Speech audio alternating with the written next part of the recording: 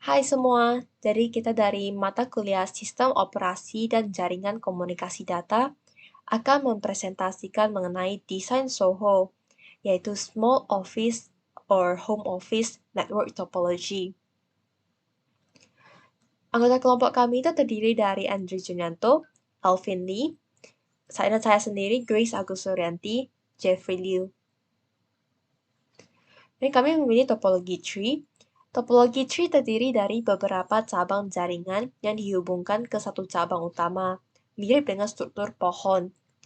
Jadi setiap cabang memiliki beberapa node atau peringkat jaringan dan cabang tersebut dapat ditambahkan atau dihapus dengan mudah sesuai kebutuhan. Kami menggunakan topologi tree karena dapat memberikan kinerja yang baik, keandalan, keamanan, dan mudah dikelola dengan biaya yang terjangkau. Hal ini sangat penting bagi SOHO yang biasanya memiliki sumber daya yang terbatas dan membutuhkan jaringan yang efisien dan efektif. Selanjutnya, server. Server adalah suatu sistem komputer yang memiliki layanan khusus berupa penyimpanan data. Dalam topologi jaringan, server merupakan salah satu komponen utama yang terhubung dengan klien atau pengguna lainnya melalui jaringan komputer.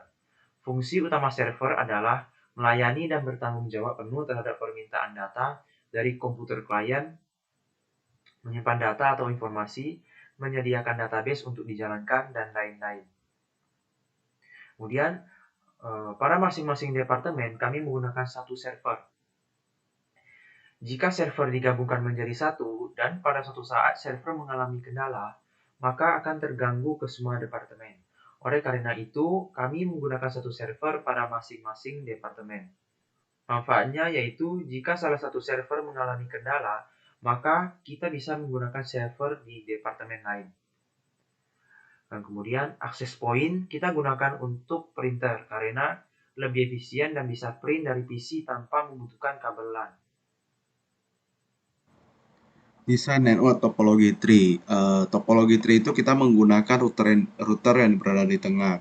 Nah, apakah itu router? Router adalah sebuah perangkat jaringan networking device yang bekerja dengan cara menghubungkan berbagai perangkat seperti smartphone, tablet, laptop, dan sebagainya sebagai layanan internet.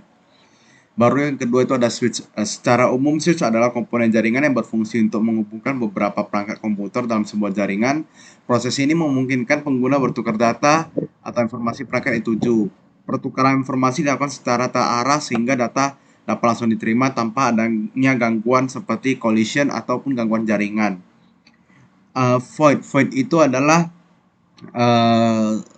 salah satu perangkat telepon yang menggunakan jaringan dari switch. Baru yang ketiga itu ada printer. Printer itu adalah sebuah perangkat juga untuk mengeprint data atau apapun, kita menggunakannya dari switch. Kenapa kita hanya menggunakan satu router untuk menghubungkannya semua? Kenapa hanya menggunakan satu router? Karena agar mudah dalam distribusi IP tidak perlu satu departemen satu router, tetapi satu router bisa untuk banyak departemen menggunakan satu switch untuk satu departemen. Kenapa Void langsung ke switch? Karena memudahkan manajemen, tidak perlu orang yang ahli dalam IT untuk mengerjakan yang itu. Yang ketiga, kenapa kita menggunakan dari router, switch, baru ke server? Karena kita ibaratkan office hotel, mereka memakai router dari SIP, baru mereka ke switch, baru ke server. Mereka ke servernya mereka. Kegunaan server di sini adalah untuk menyimpan data dari kantor tersebut atau data dari pelanggan tersebut. Dan berikut ini adalah keuntungan menggunakan struktur topologi ini. Yang pertama, memungkinkan kita untuk mengatur hak akses dan izin pengguna dengan mudah. Kita dapat membatasi akses pengguna hanya pada cabang jaringan tertentu, dan mencegah penggunaan yang tidak sah atau tidak diinginkan. Kedua, memungkinkan kita untuk menambahkan atau menghapus cabang jaringan dengan mudah sesuai kebutuhan, sehingga sangat cocok untuk SOHO yang mungkin memiliki pertumbuhan bisnis yang cepat. Dan yang ketiga, mudah dipelajari dan dikelola, karena memiliki struktur hierarkis yang jelas. Kita dapat dengan mudah mengidentifikasi setiap cabang dan perangkat yang terhubung ke dalamnya.